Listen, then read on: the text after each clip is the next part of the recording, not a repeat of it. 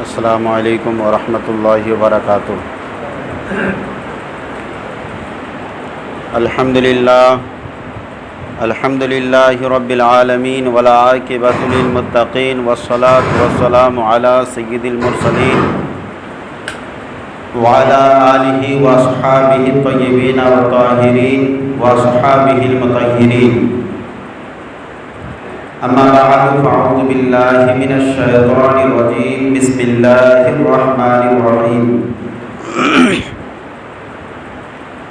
وما من دابۃ فی الارض الا علی اللہ رزقها، صدق اللہ العظیم وصدق رسولہ النبی الامین المطیع المبین الکریم، ونحن علی ذلک لمن الشاہدین والشاکرین والحمد للہ رب العالمین۔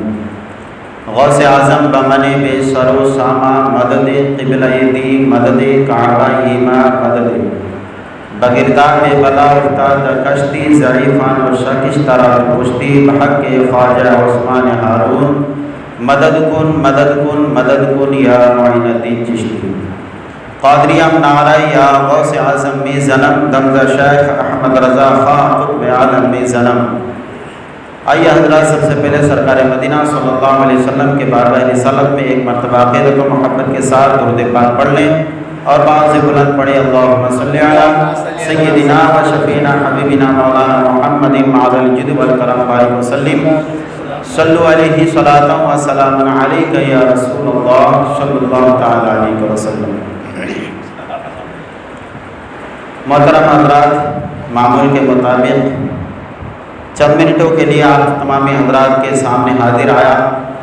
قرآن مقدس کی ایک آیت کریمہ کا ٹکڑا میں نے تلاوت کرنے کا شرف حاصل کیا۔ وَمَا مِن دَابَّةٍ فِي الْأَرْضِ إِلَّا عَلَى اللَّهِ رِزْقُهَا۔ اللہ ارشاد فرماتا ہے کہ زمین پر کوئی بھی چلنے والا یا رینگنے والا جانور نہیں جس کو اللہ نے اپنے کرم سے رزق نہ دیا ہو، یعنی کہ زمین پر کوئی بھی ایسا جانور ہی نہیں موجود، مخلوق میں کوئی ایسا موجود ہی نہیں جس کا رزق اللہ تبارک و تعالیٰ کے ذمہ کرم پر نہ ہو۔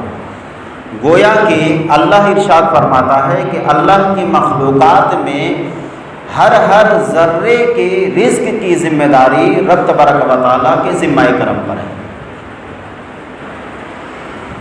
آج اس آیت کریمہ کے تحت بہت ساری ایسی باتیں آپ کو اور کچھ ہم انسانوں کے بارے میں آپ کو سبق انشاءاللہ حاصل ہوگی کہ آج جس رب تبارک و تعالیٰ نے انسان کو تمام مخلوق میں سب سے زیادہ فضیلت دی ہو، یعنی کہ تمام مخلوق میں سب سے بہترین مخلوق بنایا ہو، جس مخلوق کو اشرف المخلوقات کہا جاتا ہو، تو پھر اللہ تبارک و تعالی ان تمام مخلوقات میں سب سے بہتر رزق بھی عطا کرنے والا ہے۔ اس مخلوق کو رب تبارک و تعالی اپنے فضل و کرم سے تمام مخلوق میں سب سے بہتر رزق بھی عطا کرنے والا ہے، کیونکہ اللہ خود ارشاد فرماتا ہے کہ زمین پر ذرہ سے لے کر جو چھوٹے چھوٹے جانور ہم رینگتے ہوئے زمین پر دیکھ رہے ہیں، اللہ تبارک و تعالیٰ ان کو بھی اللہ تبارک و تعالیٰ ہی رزق عطا فرماتا ہے۔ اور عالم یہ ہوتا ہے کہ جب یہ پرندہ صبح کے وقت اپنے گھونسلے سے نکلتا ہے تو انہیں ذرہ برابر بھی پتہ نہیں ہوتا کہ میرا رزق کہاں ملے گا، میں آج کہاں پر جاؤں گا، مجھے آج کہاں پر پیٹ بھرنے کے لیے رزق مل جائے گا، یا مجھے کہاں پر کھانے کو ملے گا۔ یہ تمام باتیں ایک پرندے کو جب گھونسلے سے نکلتا ہے، جب وہ اڑان بھرتا ہے تو اسے پتہ نہیں ہوتا، لیکن اللہ تبارک و تعالیٰ کی شان اور رب کی قدرت یہ ہے کہ وہ پرندہ جہاں پر اسی جگہ جاتا ہے جس جگہ پر اللہ تبارک و تعالیٰ پہلے سے اس کے لیے رزق متعین کر رکھتا ہے۔ وہ پرندہ گھونسلے سے نکل کر اسی طریقے سے اسی طرف سے اڑتا ہوا نظر آتا ہے۔ پھر جب پیٹ بھر کے شام کے وقت واپس آتا، کل اس کو پتہ نہیں ہوتا کہ کل صبح جب گھونسلے سے نکلیں گے تو اسے کیا کھانے کو ملے گا۔ محترم، اسی طریقے سے بلا تشبیہ و تمثیل آپ دیکھ لیں، زمین پر جتنی بھی چھوٹی چھوٹی جانوریں ہیں، ان تمام جانوروں کو بھی پتہ نہیں ہوتا کہ کل ہم کو کیا کھانے کو ملے گا، لیکن افسوس صد افسوس کہ سب سے زیادہ اگر ٹینشن اور چنتا اور سوچ اور فکر ہے تو دیکھو اشرف المخلوقات میں ہے۔ جس رب نے تمام مخلوق کی رزق کا ذمہ داری لے رکھا ہے، جس رب نے اعلانیہ طور پر فرما دیا قرآن پاک میں کہ زمین میں تمام چیزیں رینگنے والی چلنے والی تمام چیزوں کا رزق اللہ تعالیٰ کے ذمہ کرم پر ہے، تو جس رب نے اشرف المخلوقات ہمیں بنایا تو پھر وہ تو ہمارے لیے بہتر رزق بھی بنائے گا، وہ تو بہتر رزق بھی ہم سب کو عطا فرمائے گا، لیکن سب مخلوق میں سب سے زیادہ فکر مند جو رزق کے معاملے میں ہے وہ انسان۔ اللہ اکبر۔ لیکن آپ شاید جانتے نہیں اور آپ کو لگتا ہوگا کہ یہ مولویوں کی صرف تقریروں میں بات اچھی لگتی ہے، پریکٹیکلی ایسا ہوتا نہیں۔ جب مولویوں کی تقریر آپ سنتے ہیں تو آپ کو یہ احساس ہوتا ہوگا کہ شاید یہ علماء کرام اور مقررین کی صرف بیان ہی اچھا لگتا، پریکٹیکل میں ایسا کبھی ہوتا نہیں۔ لیکن اگر واقعی میں آپ اللہ تبارک و تعالیٰ پر آج بھی وہ ایمان اور بھروسہ اور اعتقاد اور وہ اللہ تبارک و تعالیٰ پر توکل کر لو تو انشاءاللہ تبارک و تعالیٰ آج بھی اسی طریقے سے اللہ تبارک و تعالیٰ رزق عطا فرمائے گا جیسے اور رینگنے والے جانوروں کو رب تبارک و تعالیٰ رزق عطا فرماتا ہے۔ شاید آپ کو یہ واقعہ معلوم نہیں، حضرت سلیمان علیہ السلام نے رب کی بارگاہ میں ایک بار عرض کی تھی، مولا دنیا میں تیری جتنی بھی مخلوقات ہیں تمام مخلوق کو میں ایک دن دعوت کرنا چاہتا ہوں۔ آپ کو پتا ہے کہ حضرت سلیمان علیہ السلام کی حکومت پوری دنیا پر تھی، دولت کی کمی نہیں تھی، اناج کی کمی نہیں تھی۔ حضرت سلیمان علیہ السلام نے رب کی بارگاہ میں یہ خواہش ظاہر کی تھی، مولا میں تیری تمام مخلوق کو ایک دن دعوت کرنا چاہتا ہوں، تمام مخلوق کو میں ایک دن کھلانا چاہتا ہوں۔ اللہ نے ارشاد فرمایا، اے میرے نبی تم یہ نہیں کر سکتے، تمہیں پتہ نہیں میرے کیسے کیسے مخلوق دنیا میں موجود ہے۔ حضرت سلیمان علیہ السلام نے کہا، اللہ اگر تو نے چاہا تو میں انشاءاللہ میں سب کی دعوت کروں گا اور سب کو پیٹ بھر کھانا کھلاؤں گا۔ رب نے فرمایا ٹھیک ہے۔ حضرت سلیمان علیہ السلام نے حکم دیا اور ایک سمندر کے کنارے بڑے سے میدان میں اناج جمع کرنا شروع کر دیا۔ روایت میں آتا ہے کہ 6 مہینے تک اناج اور جو ہے کھانے کا مختلف چیزیں، چونکہ وہاں پر جانور بھی آنے والے تھے، پرندے بھی آنے والے تھے اور مچھلیاں بھی آنے والی تھی، تو اس طریقے سے اللہ کی تمام مخلوقات وہاں پر موجود ہونے والی تھی۔ تو کہتے ہیں کہ 6 مہینے تک مسلسل مختلف اناج وہاں پر جمع کیے گئے اور بڑے سے میدان میں انتظام کیا گیا، اور اس کے بعد ایک دن طے ہوا، حضرت سلیمان علیہ السلام نے تمام مخلوق میں خبر پھیلا دی کہ آج حضرت سلیمان علیہ السلام کے یہاں دعوت ہے، سب کو پہنچنا ہے اور وہاں پر سب کو کھانا کھانا ہے۔ اب کیا تھا، تمام مخلوق جمع ہونے کے لیے انتظار کر رہے تھے کل صبح ہونے کا، کل صبح ہو تو ہم جا کر کے وہاں پر کھانا کھانا شروع کریں اور اپنی دعوت کو قبول کر لیں۔ حضرت سلیمان علیہ السلام بھی بڑا خوش تھے کہ آج تمام مخلوق جمع ہونے والے ہیں اور آج میں وہ دنیا کا پہلا شخص ہوں گا جس کو پوری دنیا کی مخلوق کو کھانا کھلانے کا موقع مل گیا۔ سلیمان علیہ السلام بڑے خوش تھے۔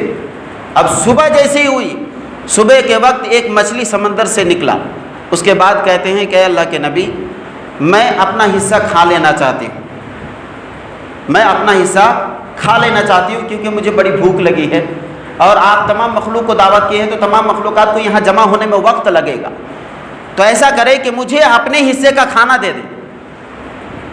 حضرت سلیمان علیہ السلام نے فرمایا تھوڑا انتظار کر لو، تمام مخلوقات کو جمع ہونے دو۔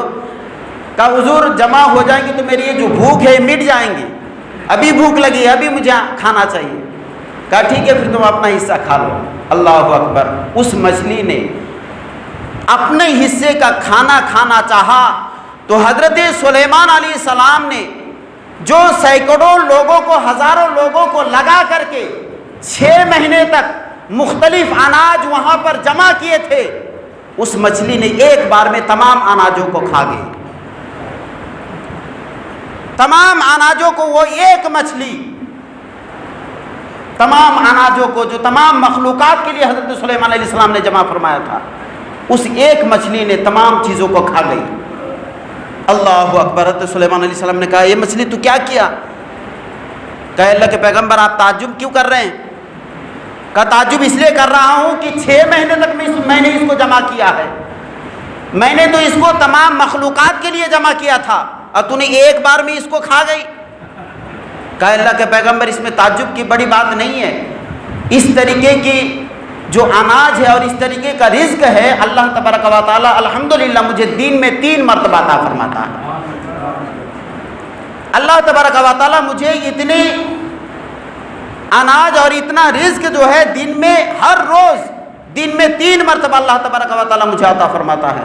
حضرت سلیمان علیہ السلام نے رب کی بارگاہ میں عرض کی مولا صحیح بات ہے کہ میں کبھی تمام مخلوق کو ایک ساتھ نہیں کھلا سکتا، تو یہ تو رب کریم کی ذات ہے جو تمام رہنے والی چیز، تمام جانوریں جو زمین و آسمان میں چل رہے ہیں، ساری چیزوں کی رزق کی ذمہ داری اللہ تبارک و تعالیٰ نے اپنے ذمہ کرم پر لے رکھا ہے، یہ تو رب کی ہی ذات ہے۔ اللہ اکبر۔ لیکن انسان تم کتنا فکر مند ہو اور کیوں ہو؟ تم تو اشرف المخلوقات ہو، تمہارے لیے تو اللہ کی رحمت اور اللہ کی برکتیں تمہارے لیے کھول کر کے آواز دے رہی ہے۔ ما غرک بربک الکریم، اے انسان تمہیں کیا ہو گیا؟ تم آؤ اللہ کی بارگاہ میں، اس کے بعد اللہ کی بارگاہ میں پکار کے تو دیکھو، اللہ کی بارگاہ میں مانگ کے تو دیکھو، تمہارے لیے تو دروازہ کھلا ہے۔ لیکن ہم جس رزق کے لیے بھاگتے ہیں شاید پتہ نہیں کہ وہی رزق تو اللہ کی بارگاہ میں موجود ہے، لیکن کاش ہم یہ باتیں سمجھ جائیں، ہم رزق کے بارگاہ میں رزق کے پیچھے نہ بھاگ کر کے شاید اگر رزاق کو پہچاننے کی کوشش کر لیں تو جس دن آپ رزاق کو پہچان لیں گے تو انشاءاللہ رزق کے پیچھے بھاگنے کی ضرورت نہیں پڑے گی۔ رزاق تو 5 وقت آپ کو آواز دے رہا ہے، اے میرے بندے آ جاؤ میری بارگاہ میں جھک جاؤ، 5 مرتبہ حی علی الصلاۃ حی علی الفلاح کر کے آواز دے رہا ہے۔ اگر اس آواز پر آپ جواب دینا شروع کر دیں گے، آپ رزاق کی بارگاہ میں آنا شروع کر دیں گے تو رزق آپ کے لیے ہمیشہ جو ہے کھلا رہے گا۔ لیکن اس بات کو ہم لوگ سمجھ نہیں پا رہے، ہم رزق کے پیچھے بھاگ رہے ہیں۔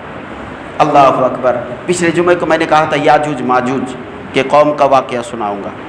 یہ یاجوج ماجوج قوم ہے جو ہے نا، ایک عجیب و غریب قوم ہے، لیکن قربان جاؤ ایسی قوموں کو بھی اللہ تبارک و تعالیٰ نے دنیا میں قائم رکھا ہے اور آج تک موجود ہے، اور قیامت سے پہلے جو ہے یہ قوم آزاد ہوگی۔ یہ قوم کا واقعہ میں نے سنایا تھا آپ کو، حضرت ذوالقرنین رضی اللہ تعالیٰ عنہ نے قید کر کے رکھا ہے۔ حضرت ذوالقرنین رضی اللہ تعالیٰ عنہ جن کی بادشاہت پوری دنیا پر تھی، سکندر ذوالقرنین اور حضرت سلیمان علیہ السلام، یہ دونوں مسلمان جن کی حکومت پوری دنیا پر، اور 2 کافر جن کی حکومت پوری دنیا پر رہی، بخت نصر اور نمرود۔ ان دونوں بادشاہوں جو کافر تھے، یہ دونوں بادشاہوں کی حکومت پوری دنیا پر۔ سکندر ذوالقرنین رضی اللہ تعالیٰ عنہ نے سفر فرمایا تھا، 3 سفر کا ذکر قرآن پاک میں ہے۔ مغرب کا سفر فرمایا تو قرآن جس جگہ سورج ڈوبتا ہے، کہتے ہیں کہ زمین ختم ہو گئی، آپ وہاں پر سفر کر کے پہنچ گئے جہاں زمین ختم ہو جاتی ہے، اس کے بعد سمندر یہ سامنے نظر آ رہا۔ آپ نے وہاں پر ایک عجیب و غریب قوم کو دیکھا کہ جو ہے جانوروں کے چمڑیاں پہنے ہوئے ہیں، اور ان کا کھانا کیا ہوتا تھا؟ ان کا جو رزق ہوتا تھا، کھانا ہوتا تھا، وہ سمندر کے مردے جانور ہوا کرتے تھے۔ سمندر کے مردہ جانور ان کے کھانا ہوا کرتے تھے۔ حضرت ذوالقرنین رضی اللہ تعالیٰ عنہ نے جب یہ اس قوم کو یہ معاملہ دیکھا تو آپ نے اسلام ان کے سامنے پیش کی۔ اس میں سے کچھ اسلام لے کر آئے اور کچھ ہٹ دھرمی پر ڈٹے رہے۔ جن لوگوں نے ہٹ دھرمی کی ان سے جنگ فرمایا، ان کو قتل کیا گیا، اور اس کے بعد جو ایمان لائے تو آپ اپنے فوج میں شامل کر لیے۔ اس کے بعد مشرق آپ کا سفر ہوا، مشرق میں بھی جہاں زمین ختم ہو جاتی ہے حضرت ذوالقرنین وہاں تک پہنچے، اور جہاں سے سورج نکلتا ہے آپ نے وہاں سے سورج کو نکلتا ہوا دیکھا۔ وہاں پر بھی دیکھا کہ ایک ایسی ہی قوم تھی، اللہ اکبر، جس کا کھانا جو ہے مردے ہوا کرتے تھے، جس کو کپڑا بھی پہننے کا طریقہ معلوم نہ تھا، جس کے پاس کپڑے بھی نہیں ہوا کرتے تھے، چمڑیاں جو ہے پہنتے تھی۔ اللہ اکبر، ایسی قوم بھی دنیا میں ہے۔ اور آپ سوچیں ذرا کہ ہم انسان ہونے کے باوجود اللہ تبارک و تعالیٰ نے میرے نبی کے امت بنا کر کے کتنی بڑی نعمت اور کتنا بڑا فضل ہم سب پر عطا فرمایا کہ ہم سبوں کو عقل سلیم بھی رب نے دیا، ہم سبوں کو سنتوں پر عمل کرنے کا طریقہ بھی بتایا، ہم سبوں کو زندگی گزارنے کا سلیقہ بھی ہم سب کو سکھایا۔ اللہ اکبر، لیکن پھر بھی اس رب سے ہم دور ہیں۔ حضرت ذوالقرنین رضی اللہ تعالیٰ عنہ نے اس قوم سے بھی وہی معاملہ کیا جو مغرب میں کیا تھا۔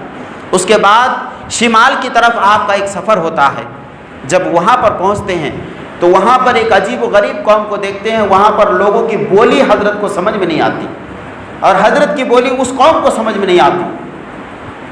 اس کے بعد لوگ کچھ اشارے سے حضرت کو یہ سمجھانے کی کوشش کر رہے ہیں کہ ہم یہ قوم سے بڑا پریشان ہیں۔ یہاں پر ایک قوم رہتی ہے جن کو یاجوج ماجوج کہا جاتا ہے، ہم اس قوم سے جو ہے بڑے پریشان ہیں، آپ ہماری مدد کریں گے تو بڑی مہربانی ہوگی۔ حضرت نے کہا کہ ہم ان سے ملنا چاہتے ہیں۔ کہا مل نہیں سکتے، آپ بڑے خطرناک ہیں، وہ انسانوں کو بھی کھا جاتے ہیں۔ انسان، یاجوج ماجوج انسان ہے، کہتے ہیں کہ وہ انسانوں کو بھی کھا جاتے ہیں۔ اور ان کی لمبائی چوڑائی کے بارے میں جو روایت میں آتا ہے کہ 40 ہاتھ یہ لمبے ہوتے ہیں اور 20 ہاتھ چوڑے ہوتے ہیں، اور مختلف قسم کے ہیں، 3 درجے 3 کوالٹی کے ہیں یہ۔ ایک تو 40 ہاتھ لمبے 20 ہاتھ جو ہے چوڑے ہوتے ہیں، اور کچھ ہوتے ہیں کہ 40 ہاتھ لمبے اور 40 ہاتھ چوڑے ہوتے ہیں، اور اس میں کچھ جو ہے ایک بالش جتنا لمبا ہوتا ہے، اتنا ہی چھوٹا چھوٹا۔ اس قوم کا عالم یہ ہے، لوگ وہاں پر حضرت سے کہہ رہے ہیں کہ وہ قوم ہمیں جینے نہیں دے رہی ہے، ہماری فصلیں برباد کر دے رہی ہے، ہمارے رکھے ہوئے پانی پی جاتے ہیں۔ اللہ اکبر، اس طریقے کے خطرناک وہ قوم۔ اور اللہ اکبر، اللہ کی قدرت و شان دیکھو کہ وہ بیان کرتے ہیں کہ اس قوم کے ایک ایک شخص کے جو کان کی لمبائی ہے، کان کی لمبائی، کہتے ہیں کہ ایک کان بچھا کر کے وہ سوتے ہیں، دوسرا کان اوڑھتے ہیں۔ سمجھ گیا؟ ان کے کان کی لمبائی کا عالم یہ ہے کہ وہ ایک کان بچھا کر کے سوتے ہیں تو دوسرا کان اوڑھ لیتے ہیں۔ اللہ اکبر، دیکھو پھر اللہ کی شان اور قدرت کہ وہ بھی انسان، لیکن اس کا عالم کیا اور ہمارا عالم کیا۔ لیکن پھر بھی ہم اس رب کو یاد نہیں کرتے، پھر بھی ہمیں اس رب کی بارگاہ میں جھکنا نہیں آتا۔ لیکن آپ کو شاید پتہ نہیں کہ اس دنیا میں جانوروں کو بھی پتہ ہے، جانوروں کو بھی پتہ ہے کہ اللہ تبارک و تعالیٰ نے ساری مخلوق کو جب پیدا کیا ہے تو رب کی ہی عبادت ہونی چاہیے، رب کی ہی عبادت ہونی چاہیے۔ حضرت نبی کریم صلی اللہ علیہ وسلم کے زمانے میں ایک دیہاتی بھیڑیا چرانے کے لیے جنگلوں میں جاتا تھا۔ ایک دن گیا تو ایک بھیڑیے کو جو ہے شیر نے پکڑ لیا اور وہ لے جا کر کے کھانا چاہا، نہیں معاف کیجیے گا، وہ بکریاں چراتا تھا۔ بکریوں کو لے کر کے جب گیا تو ایک بھیڑیے اس کو پکڑ کر کے، ایک بکری کو پکڑ کر کے کھانا چاہا۔ تو اس شخص نے جو دیہاتی تھا، ابھی اسلام قبول نہیں کیا تھا، جب اس نے دیکھا کہ بھیڑیے کو میری بکری کو جو ہے بھیڑیے نے پکڑ لیا تو کسی طریقے سے بھیڑیے سے بکری کو چھڑا تو لیا، لیکن تھوڑی دیر کے بعد اس نے دیکھا کہ ایک پہاڑ کی چوٹی پر وہ بھیڑیا پہنچ گیا، اور اس کے بعد اس پہاڑ کی چوٹی سے فصیح بلیغ عربی میں وہ اللہ سے کلام کر رہا ہے۔ وہ بھیڑیا رب سے بات کر رہا ہے اور اللہ سے یہ کہہ رہا ہے کہ اے اللہ، تو اس کو معاف نہیں کرنا جس نے میرے رزق کو میرے منہ سے چھین لیا۔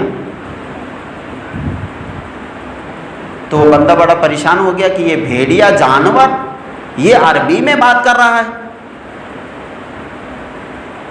تو جب یہ دل میں یہ بات اس نے سوچا کہ اللہ کی بارگاہ میں یہ فریاد کر رہا ہے اور کہہ رہا ہے کہ میرا رزق چھین لیا، اور یہ عربی بول رہا ہے، بے زبان عربی زبان پہ بات کر رہا ہے، جب یہ بات دل میں اس نے سوچا تو بھیڑیے نے کہا، ارے نوجوان، تو اس بات پہ تعجب کر رہا ہے کہ ایک نوجوان ایک بے زبان اللہ سے زبان کے ساتھ یعنی عربی زبان میں بات کر رہا ہے، اس پہ تعجب نہ کر، بلکہ تعجب تو اس بات پر ہے کہ اللہ نے تمہیں پیدا کیا ہے، تمہارے درمیان آخر الزمان سید الانبیاء امام الانبیاء جیسے نبی بھیجے ہیں اور تم ان پر ایمان نہیں لاتے، یہ سب سے بڑے تعجب کی بات ہے۔ جب اس نوجوان نے بھیڑی کی بات سنی تو فوراً آیا، نبی کی بارگاہ میں کلمہ پڑھا۔ تو یہ جانور کو بھی پتا ہے کہ اللہ تبارک و تعالیٰ نے مخلوق کو پیدا کیا ہے تو اپنی عبادت کے لیے، لیکن یہ انسان کو کب سمجھ میں آئے، یہ حضرت انسان کو کب سمجھ میں آئے۔ آپ کو واقعہ بھی ایک بڑے مشہور واقعہ حضرت سلیمان علیہ السلام اور بلقیس کے تخت لانے کا، یہ تو بہت مشہور قرآن پاک کی یہ پوری تفصیل ہے جو موجود ہے کہ ہدہد پرندہ آپ کے بارگاہ میں جب موجود نہیں تھا تو حضرت سلیمان نے عرض کیا تھا کہ فرمایا تھا کہ ہدہد کہاں ہے، تو کہا کہ کسی نے کہا کہ ہدہد کہاں ہے پتہ نہیں، یعنی تمام مخلوقات وہاں پر موجود تھی لیکن ہدہد پرندہ وہاں پر موجود نہ تھا۔ تو نبی کی نگاہ جو ہے یہ الگ ہوتی ہے، نبی کی نگاہ ایک بار چلی تو سمجھ گئے کہ ساری تو موجود ہے لیکن ہدہد پرندہ موجود نہیں۔ یہ ہدہد وہی پرندہ ہے جس نے چونچ میں، اس کا بھی ذکر ہے تفسیر میں، جس نے چونچ میں حضرت ابراہیم علیہ السلام کی آگ کو بجھانے چلا تھا چونچ میں پانی لے کر کے۔ تو ہدہد پرندے جب وہاں پر موجود نہیں تھے، حضرت سلیمان نے فرمایا کہ ہدہد کہاں ہے، کوئی کہہ نہیں پائے، تو آپ نے ارشاد فرمایا کہ اگر وہ کسی صحیح عذر کے ساتھ یہاں پر حاضر نہیں ہوتا تو میں اسے قتل کر دوں گا، یہ ذبح کر دوں گا۔ لا اذبحنہ یہ قرآن پاک کی آیتیں ہیں کہ اس کو میں ذبح کر دوں گا۔ تھوڑی دیر بعد ہدہد حاضر ہو گیا، ہدہد سے پوچھا گیا کہ کیوں تو غائب تھا، کہاں تھا؟ تو ہدہد نے جو باتیں کہی تھی آپ کو سننے کے لائق ہے۔ ہدہد نے بات کہی تھی کہ اے اللہ کے پیغمبر، میں نے ایک ایسی عورت کو دیکھا جو ایک عورت تخت نشین ہے، یعنی تخت پر بیٹھی ہوئی ہے، بادشاہت ہے اس کے ہاتھ میں، حکومت ہے اس کے ہاتھ میں، اس کے انڈر میں نہ جانے کتنے وزیر ہیں، کتنے لیڈریں ہیں، لیکن افسوس یہ ہے کہ اس کے انڈر میں جتنے بھی لوگ ہیں، تمام شخص جو ہے، تمام انسان اس کے انڈر والے سارے کے سارے سورج کے پوجا کرتے ہیں، وہ بتوں کو سجدہ کرتے ہیں۔ ہدہد نے تعجب کیا اور حضرت سلیمان علیہ السلام کو کہا کہ تعجب کر رہا ہوں میں اس بات پہ کہ وہ ایک عورت جو تخت پر بیٹھی ہوئی ہے، کیا اس کو بھی سمجھ نہیں آ رہا؟ کیا وہ منع نہیں کر سکتی؟ لیکن وہ بھی منع نہیں کرتی بلکہ اسے اور سجدہ کرواتی ہے، اسے اور عبادت کرنے کے لیے کہتی ہے۔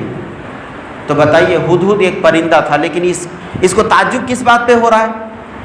تعجب اس بات پہ ہو رہا ہے کہ اللہ تبارک و تعالیٰ نے اس کو پیدا کیا ہے، انسان کو، اور دیکھو اپنے خالق کو چھوڑ کر کے یہ سورج اور چاند کی یہ عبادت اور سجدہ کرنے لگے ہیں۔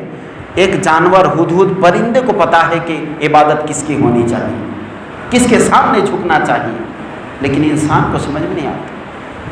پھر اس کے بعد آگے لمبا واقعات ہے کہ اس کے تخت کو لانے کا انشاءاللہ کبھی موقع ہے تو اس پر بات ہوگی۔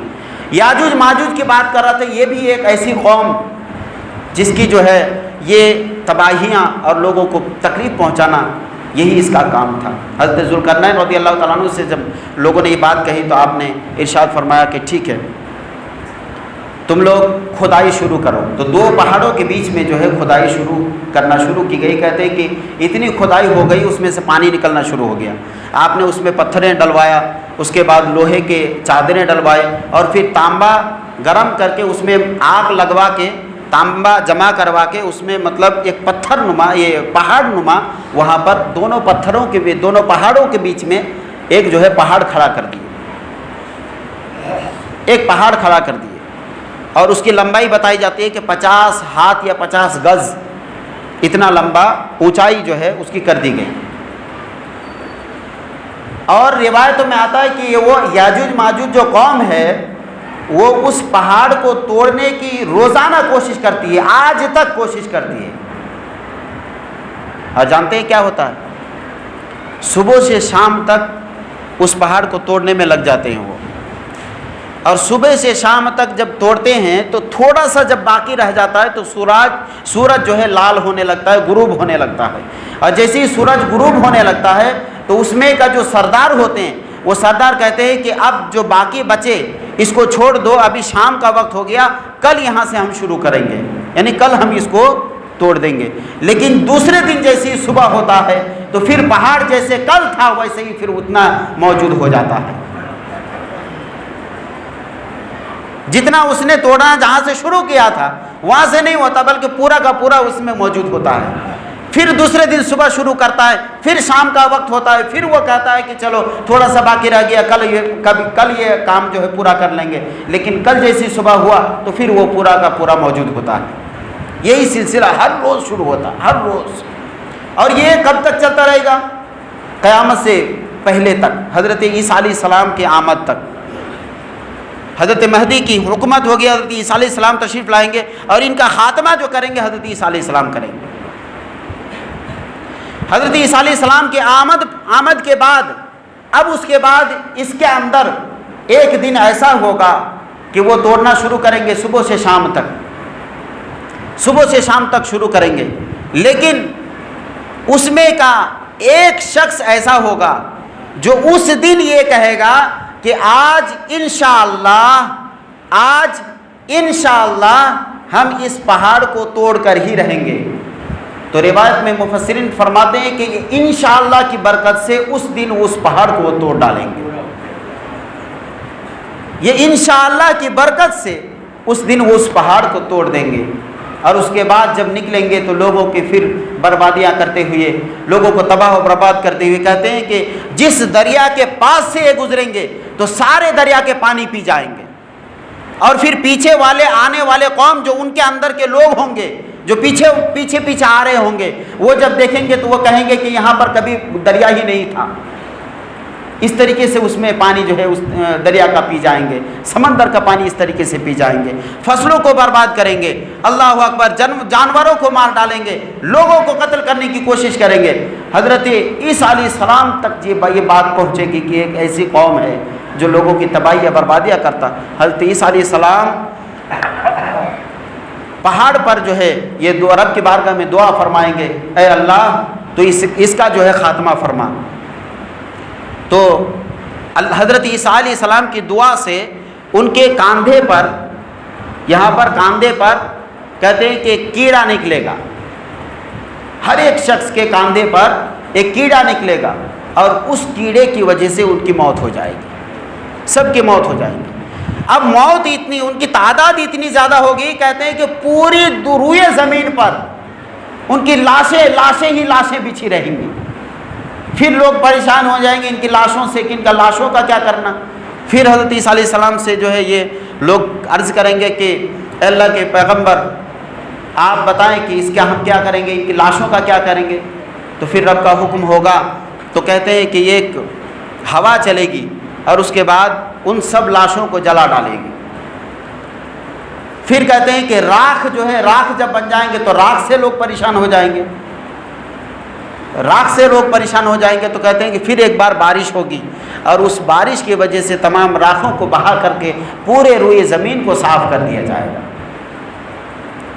یہی یاجوج ماجوج کا قوم جو آج بھی دنیا میں موجود ہے، لیکن آپ ذرا سوچ کے دیکھیں کہ ان کو بھی اللہ تبارک و تعالیٰ رزق دے رہا ہے، ان کو بھی اللہ تبارک و تعالیٰ آج بھی رزق عطا فرماتا ہے۔ جب بات نکل چکی تو میں اس کو بھی پورا کر لیتا ہوں۔ یہ حدود کا جو واقعہ ہے یہ آ کر کے بیان کیا تھا کہ بلقیس کے بارے میں کہ ایک عورت ہے جس کے انڈر میں یہ جو ہے کفر کرتے رہتے ہیں۔ حضرت سلیمان علیہ السلام نے یہ عرض کیا کہ یہ فرمایا کہ مجلس میں کوئی ایسا ہے جو اس کی تخت کو یہاں پر لے کے آئے۔ حدود پرندے نے تخت کی بڑی تعریف کی کہ تخت اتنا خوبصورت ہے کہ وہ سونا چاندی سے بنایا گیا ہے، یاقوت لگا ہوا ہے، بہترین چمکدار تخت ہے۔ حضرت سلیمان علیہ السلام نے یہ عرض کے فرمایا کہ اس میں کوئی ہے جو اس کے تخت کو لے کر آئے۔ تو سب سے پہلے آپ نے ایک خط لکھی اور خط میں یہ لکھا بسم اللہ الرحمن الرحیم۔ اس کے بعد آپ نے لکھا کہ تم جو ہے میرے پاس آ جاؤ اور اسلام میں داخل ہو جاؤ، اسلام میں مسلمانوں میں داخل ہو جاؤ۔ یہ خط آپ نے بھیج دیا۔ اس کے بعد یہ خط جیسے بلقیس کے پاس پہنچا تو بلقیس نے سب سے پہلے کچھ فوجیوں کو بھیجا کہ جاؤ ان کے پاس کچھ تحفے تحائف لے جاؤ، شاید وہ دولت کے بھوکے ہوں گے اس لیے تحفہ تحائف کچھ لے جاؤ اور ان کو دے کر آؤ. اگر تحفہ تحائف کے لیے بھوکے ہوں گے تو وہ یہ گفٹ اور تحفہ لے کر کے بھول جائیں گے. تو کچھ فوجوں کو جو ہے بھیجا اور کہتے کہ مہنگے مہنگے اور قیمتی قیمتی تحفے لے کر کے بھیجا. تو سلیمان نے جب دیکھا کہ یہ تحفے لے کر کے آئے ہیں تو سب سے کہا کہ تحفے کی کمی میرے پاس نہیں ہے, اللہ نے مجھ سے اس سے کئی گنا زیادہ دیا. میں تو چاہتا ہوں کہ بلقیس یہاں پر آئے اور وہ ایمان لا کر کے اسلام میں داخل ہو جائے. تو ساری فوجیں وہاں سے چلی گئی. اس کے بعد حضرت سلیمان علیہ السلام کی روب و دبدبا اور غصے کا وہاں پر ذکر کیا. بلقیس نے جب یہ تمام باتیں سنی اس کے بعد آپ نے کہا کہ ٹھیک ہے, بلقیس نے کہا ٹھیک ہے ہم چلنے کے لیے تیار ہیں. اب بلقیس رہتی تھی یمن میں اور حضرت سلیمان علیہ السلام فلسطین میں. کہتے ہیں کہ فلسطین اور یمن کی جو ڈسٹینس ہے ہزاروں کلومیٹر ہے. اگر پیدل انسان جائے تو مہینہ لگ جائے. تو بلقیس کا سفر تو شروع ہوا اپنے فوجیوں کے ساتھ حضرت سلیمان علیہ السلام کی بارگاہ کی طرف, لیکن ادھر سلیمان علیہ السلام نے یہ فرمایا کہ کوئی ایسا بندہ ہے, کوئی ہے جو بلقیس کی تخت کو بلقیس کے آنے سے پہلے یہاں پر لے کر آئے. تو کہتے ہیں کہ عفریت نام کا ایک جن اس میں سے مجلس میں سے کھڑا ہوا. اور آپ کو پتہ ہوگا کہ انسان اور جن جو ہے اس وقت تمام جو ہے یہ ان جن اور انسان سب ایک ساتھ مجلس میں موجود ہوتے تھے حضرت سلیمان علیہ السلام کے. تو جنوں میں سے ایک بہت بہادر جو جس کو مانا جاتا تھا وہ کھڑا ہوا اور اس کے بعد کہا کہ حضور میں لا سکتا ہوں. کہا کتنی دیر میں لاؤ گے؟ کہا یہ مجلس ختم ہونے سے پہلے میں بلقیس کی تخت کو یہاں لے کے آ جاؤں. مجلس ختم ہوتے اب مجلس کتنی دیر تک رہتی ہے؟ اب مان لیجیے تقریر چلتا ہے تو زیادہ سے زیادہ 1 گھنٹہ 2 گھنٹہ 4 گھنٹہ. اب یہ ہزاروں کلومیٹر کی ڈسٹینس ہے نا. تو جن کہہ رہا ہے کہ مجلس ختم ہونے سے پہلے میں تخت کو لے کر آ جاؤں گا. حضرت سلیمان نے فرمایا کہ اس سے بھی پہلے اگر کوئی لا سکتا ہے تو بولو. اب میں آپ کو بتانے چلا ہوں کہ انسان اشرف المخلوقات کیسے ہے اور آج انسان کے اندر کتنی طاقتیں ہیں. اس سے آپ کو یہ بھی سمجھ میں آئے گا. اب اس کے اندر حضرت آصف بن بلخیہ جو حضرت سلیمان علیہ السلام کے سب سے خاص خادم ہوا کرتے تھے, وزیر ہوا کرتے تھے, آپ کھڑے ہوئے. اس کے بعد آپ نے فرمایا حضور میں بلقیس کی تخت کو آپ کے پلک جھپکنے سے پہلے یہاں پر حاضر کر دوں گا. یہ کوئی جن نہیں بلکہ انسانوں میں سے تھا. انسانوں میں سے حضرت آصف بن بلخیہ آپ کے خادم جو کہ اللہ کے ولی تھے, اور قرآن میں ذکر آیا ہے کہ آصف بن بلخیہ کے اندر جو یہ طاقت آئی ہے صرف اس لیے آئی ہے کہ پہلے کے آسمانی کتاب یعنی زبور کا علم حضرت آصف بن بلخیہ کے دلوں میں تھا. اس لیے اللہ تبارک و تعالیٰ نے وہ طاقت عطا فرمائی کہ حضرت سلیمان علیہ السلام کے پلک جھپکنے سے پہلے بلقیس کی تخت کو سلیمان کے سامنے حاضر کر دیا. آصف بن بلخیہ کے دلوں میں آسمانی کتاب زبور جو پہلے کی کتاب ہوا کرتی تھی اس زبور کا علم موجود تھا, اور اس علم کی برکت سے اللہ تبارک و تعالیٰ نے وہ طاقت عطا فرمائی تھی کہ اس طاقت کی بنیاد پر حضرت سلیمان علیہ السلام کی آنکھوں کی پلک جھپکنے سے پہلے حضرت آصف بن بلخیہ نے بلقیس کی تخت کو حضرت سلیمان کے سامنے حاضر فرما دیا. جیسے حضرت سلیمان علیہ السلام ادھر باتیں کر رہے ہیں پلک جھپکے, اس کے بعد دیکھا کہ تخت حاضر ہے. اللہ, یہ ہے طاقت انسان جو جن سے بھی زیادہ. سمجھ میں آئی آپ کو؟ ان جن سے زیادہ ہوا نا. جن نے کیا کہا تھا؟ مجلس ختم ہونے سے پہلے, اور انسان کی طاقت کیا ہوئی؟ پلک جھپکنے سے پہلے. تو اللہ تبارک و تعالیٰ نے, آپ جانتے ہیں کہ انسان کو جو ہے نا سب سے زیادہ طاقت عطا فرمائی. آج بڑی تعجب ہے ایسے لوگوں پر جو کہتے ہیں کہ جن کو ہم قابو کر لیں گے تو ہمارے اندر طاقت آ جائے گی. ارے نہیں, جن تمہارے خادم بن جائیں گے. اگر تم اللہ کی خدمت کرنے لگے, اللہ تبارک و تعالیٰ کی بارگاہ میں جھکنے لگے, تو جن تمہاری خدمت کرنے کے لیے حاضر ہو جائے گا. حضرت خواجہ غریب نواز کا واقعہ سن لو. حضرت خواجہ غریب نواز رضی اللہ تعالیٰ عنہ باغوں میں صبح سے شام تک قرآن کی تلاوت فرماتے تھے, صبح سے شام تک, اور رات ہوتا تھا گھر پہنچ جاتے, آرام فرماتے. اور صبح جب آتے تو دیکھتا کہ باغ جو ہے پورے کے پورے صاف ستھرا ہے, ایسا لگ رہا ہے کہ کوئی جھاڑو لگا دیے. روزانہ یہی معمول وہ دیکھتے تھے. تو ایک دن آپ نے سوچا کہ میں رات بھر باغ میں ٹھہر کر کے دیکھوں گا یہاں پر صاف صفائی کون کر رہا ہے. تو آپ نے دیکھا, رات ٹھہرے, آدھی رات گزری تو دیکھا کہ کچھ لوگوں کی آواز آ رہی ہے اور جھاڑو لگانے کی آواز آ رہی ہے. آپ نے آواز لگائی, کون ہے؟ تو کہتے ہیں کہ اس میں سے سفید سفید لباس میں 5-6 لوگ سامنے ظاہر ہو گئے اور کہا کہ حضور ہم جن ہیں، حضور ہم جن ہیں۔ غریب نواز نے فرمایا کہ سرکار غریب نواز نے فرمایا کہ یہ تم کیوں کر رہے ہو اور جھاڑو کیوں لگا رہے ہو باغوں میں؟ کہا کہ حضور آپ جو قرآن کی تلاوت فرماتے ہیں صبح سے شام تک، تو ہم بھی الحمدللہ مسلمان ہیں اور ہم بھی الحمدللہ قرآن کی تلاوت کرنے والے ہیں، لیکن ہمارا جو مخرج تھا وہ صحیح نہیں تھا۔ آپ کی قرآن کی تلاوت سنتے سنتے ہم اپنے مخرجوں کی درستگی کر لی، ہم نے اپنے مخرجوں کو صحیح کر لیا، ہمارا قرآن پڑھنا صحیح ہو گیا اور گویا کہ آپ ہمارے استاد ہو گئے، اور اس بنیاد پر ہم استاد کی خدمت کرنے کے لیے باغوں میں حاضر ہو جاتے ہیں۔ غریب نواز نے فرمایا نہیں، تمہاری اس خدمت کی ضرورت نہیں ہے، تم ہمارے کاموں میں دخل اندازی نہ دو، یہاں سے نکل جاؤ۔ آپ نے حکم دیا، سارے چلے گئے۔ اب یہاں پر دیکھو، حضرت خواجہ غریب نواز نے کیا جنوں کو بلایا تھا؟ نہیں، وہ تو خود بخود آ کر کے خدمت کر رہے تھے۔ ارے تم اللہ والے تو بنو، اللہ کے قریب تو آؤ، پھر اللہ تبارک و تعالی تمام مخلوق تمہاری کیسی خدمت کرنے لگ جاتی وہ دیکھنا۔ لیکن ہمارے اندر تو وہ بات ہی نہیں جاتی کہ ہم رزق کے پیچھے بھاگ رہے ہیں، ہم جھوٹ نہ بولیں تو ہمارا بزنس نہیں چلے گا، ہم اگر کسی کو جو ہے کسی کا یہ حق نہ چھین کر کھائے تو ہمارے گھر پہ جو ہے چولہا نہیں جلے گا۔ یہ تمام باتیں تو ہمارے ذہنوں میں ہیں، تو پھر ہم کب نماز ہم کو کب یاد آئے گی، ہمیں مسجدیں کب یاد آئیں گی؟ لیکن یاد رکھو، رزاق کو یاد کرنا سیکھو، رزق تمہارے سامنے آئے۔ اللہ اکبر۔ اللہ تبارک و تعالی ہم سب کو قرآن پاک اور احادیث کریمہ کے مطابق زندگی گزارنے کی توفیق عطا فرمائے۔